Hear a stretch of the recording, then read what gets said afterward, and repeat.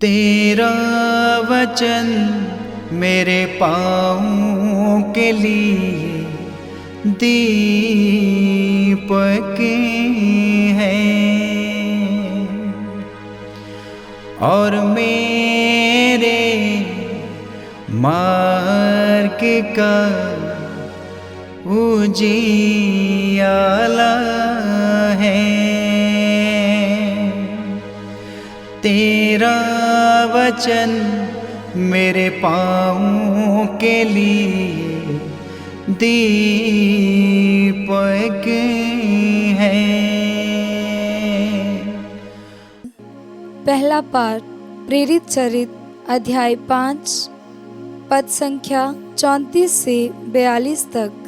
उस समय गमालिएल नामक फरीसी, जो संहिता का शास्त्री और सारी जनता में सम्मानित था, महासभा में उठ खड़ा हुआ।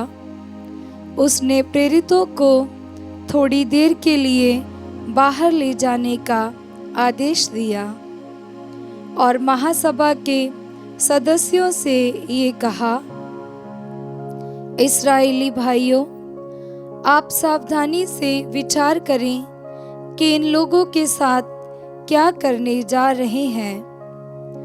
कुछ समय पहले थेदियुस प्रकट हुआ।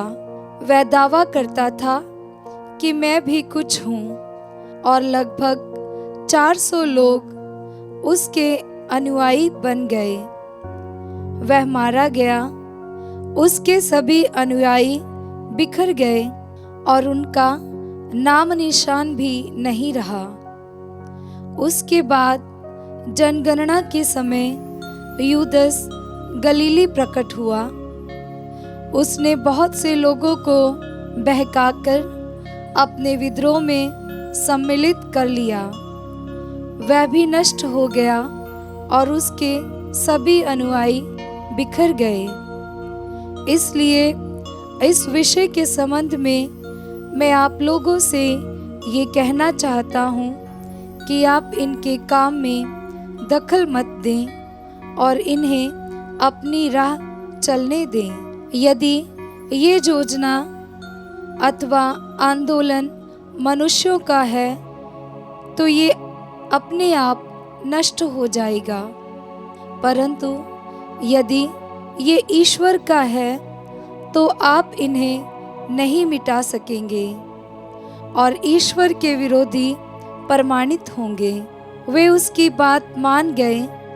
उन्होंने प्रेरितों को बुला भेजा, उन्हें कोड़े लगवाए और ये कड़ा आदेश देकर छोड़ दिया कि तुम लोग यीशु का नाम लेकर उपदेश मत दिया करो। प्रेरित इसलिए आनंदित होकर महासभा के भवन से निकले कि वे यीशु के नाम के कारण अपमानित होने योग्य समझे गए। वे प्रतिदिन मंदिर में और घर घर जाकर शिक्षा देते रहे और यीशु मसीह का सुसमाचार सुनाते रहे। ये प्रभु की वाणी है। ईश्वर को धन्यवाद। भजन अनुवाक्य। मैं प्रभु से ये प्रार्थना करता रहा कि मैं जीवन भर प्रभु के घर में निवास करूं। मैं प्रभु से ये प्रार्थना करता रहा कि मैं जीवन भर प्रभु के घर में निवास करूं। प्रभु मेरी ज्योति और मेरी मुक्ति है, तो मैं किससे डरूं। प्रभु मेरे जीवन की रक्षा करता है, तो मैं किससे भयभीत हूँ। अनुवाक्य। मैं प्रभु से यही प्रार्थना करता रहा कि मैं जीवन भर प्रभु के घर में निवास करूं। मैं प्रभु से यही प्रार्थना करता रहा कि मैं जीवन भर प्रभु के घर में निवास करूं और प्रभु की मधुर छत्रछाया में रहकर उसके मंदिर में मनन करूं। अनुवाक्य। मैं प्रभु से यही प्रार्थना करता रहा कि मैं जीवन भर प्रभु के घर में निवास करूं। मुझे विश्वास है कि मैं इस जीवन में प्रभु की भलाई को देख पाऊंगा। प्रभु पर भरोसा रखो, दृढ़ रहो और प्रभु पर भरोसा रखो। अनुवाक्य। मैं प्रभु से यही प्रार्थना करता रहा कि मैं जीवन भर प्रभु के घर में निवास करूं। जय घोष हालेलुया। अनुवाक्य। हालेलुया। मनुष्य रोटी से नहीं जीता है, वह ईश्वर के मुख से निकलने वाले हर एक शब्द से जीता है। अनुवाक्य। हालेलुया।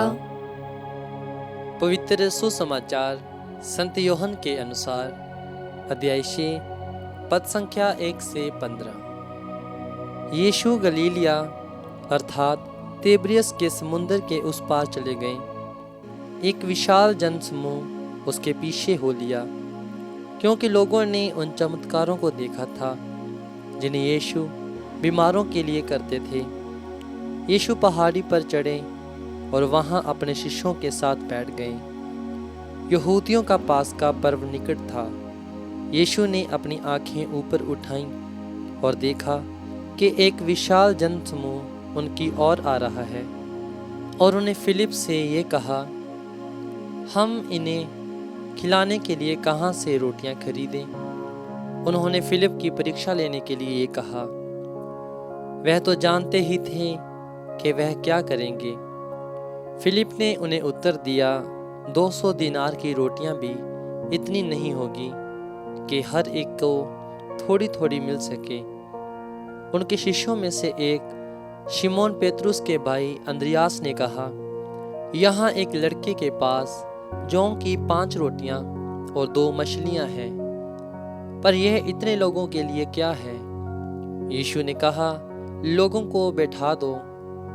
उस जगह बहुत घास सी। लोग बैठ गए।